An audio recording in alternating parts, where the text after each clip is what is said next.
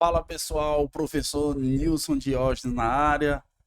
É, Trabalhamos hoje, né, sobre as excludentes de licitude, né, mais precisamente no estrito cumprimento do dever legal, ciência regular de direito e consentimento do ofendido, né, encerrando aí essa parte de excludentes de ilicitude. Na próxima aula, com os mentorados, já vou trabalhar o último elemento do conceito analítico de crime, que no caso é a culpabilidade, certo? Encerrando o ciclo de teoria geral do direito, né? E adentrando na matéria das penas, né? Seria a aula 2, o tópico 2, digamos, de direito penal para o concurso da Polícia Penal do Estado de Ceará.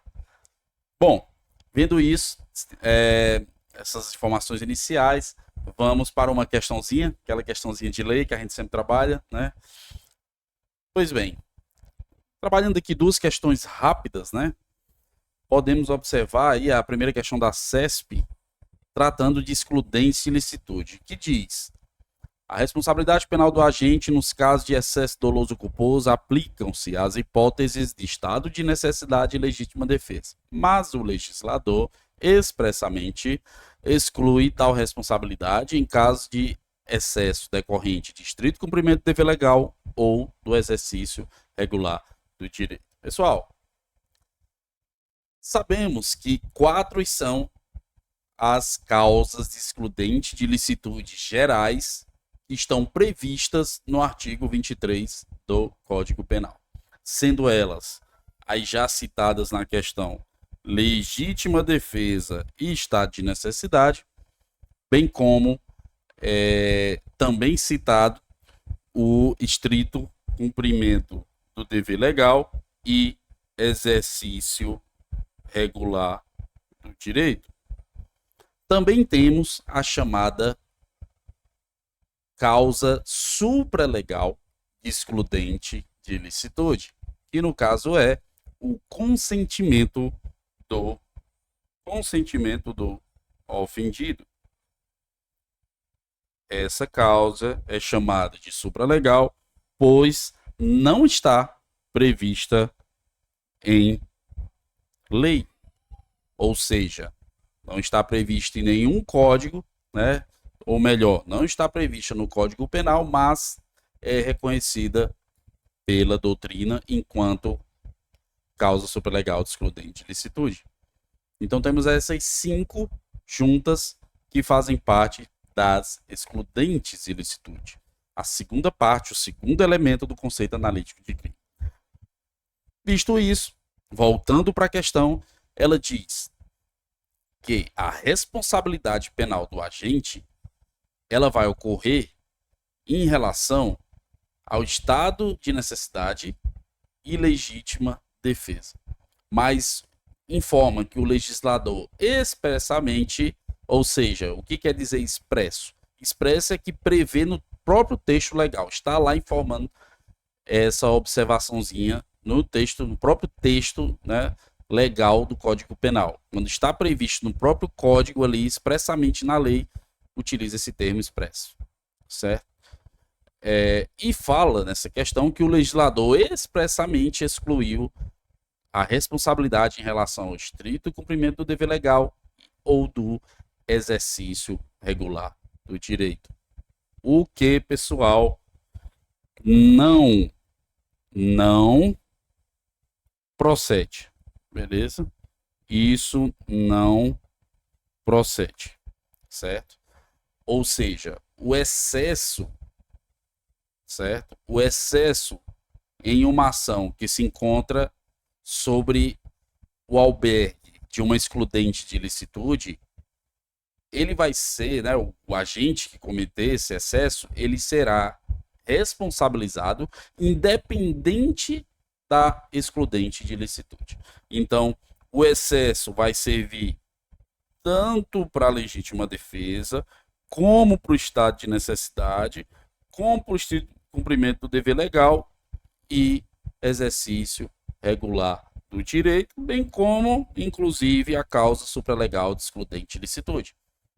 O que faz com que essa questão esteja errada, pois a questão fala que além do legislador expressamente, ou melhor, o legislador expressamente exclui o estrito cumprimento do dever legal e exercício regular do direito de uma responsabilização em caso de excesso doloso ou culposo, o que não procede, certo? Ela também inclui, também haverá responsabilização quando o agente agir em excesso no estrito cumprimento do dever legal e no exercício regular do direito. Nas 4 excludentes mencionadas na questão, o agente será responsabilizado se agir com excesso, certo? Seja doloso ou seja culposo, se previsto em lei, certo? Na modalidade culposa, o agente só será responsabilizado se a conduta culposa estiver prevista no Código Penal como crime. Beleza? Partindo para isso, questão 4 fala que, segundo o Código Penal, o agente que tenha cometido excesso quando, na análise das excludentes da ilicitude, será punido apenas se o tiver cometido dolosamente. Bem, pessoal, acabei de informar que esse apenas, né? Acabei de informar, melhor dizendo, para a gente não esquecer, eu acabei de informar que uma vez que a conduta seja prevista como crime na modalidade culposa, o agente será responsabilizado se agir com excesso. Então, nesse caso, a questão está errada, porque ela informa que o agente que cometer excesso em excludente ilicitude só será punido apenas se tiver realizado a conduta dolosa, o que não procede.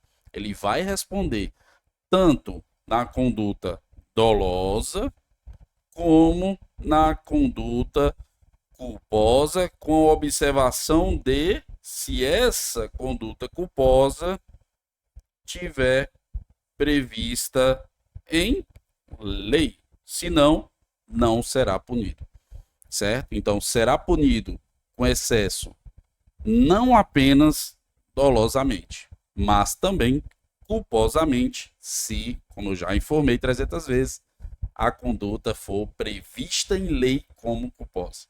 O maior exemplo é o crime de dano. O crime de dano, se o próprio dono do carro consentir que outra pessoa danifique seu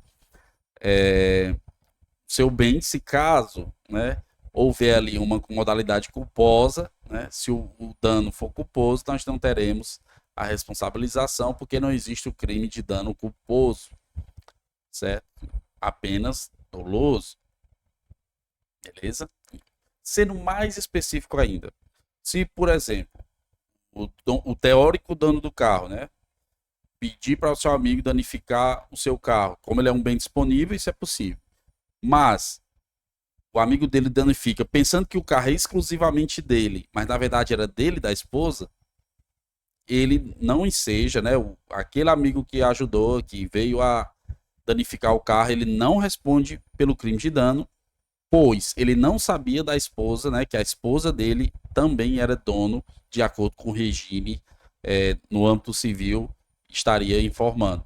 E como não existe o crime de dano culposo, ele não responde pelo excesso, pois ele danificou não apenas aquele que autorizou, mas também a parte referente à sua esposa, que ele desconhecia que ela tinha essa parte. Tranquilo? No mais, satisfação inenarrável. E eu, galera, fui!